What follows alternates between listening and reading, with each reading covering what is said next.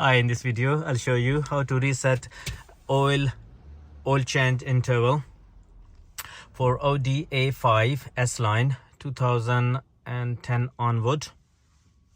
Right, so start the procedure. Put the key in the slot and press the car button.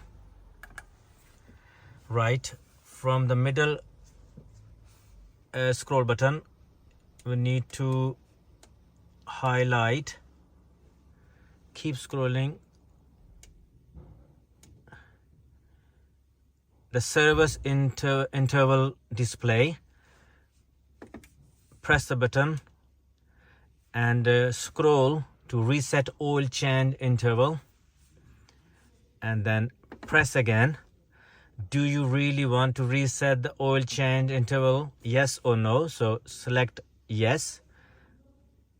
Press it down once. The oil change interval been changed. Reset. That service is resetted now.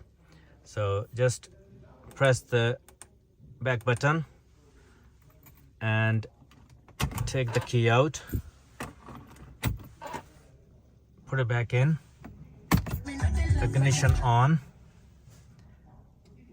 And no more message in the display for the oil change need to be changed. That's all. Thanks for watching. Bye for now.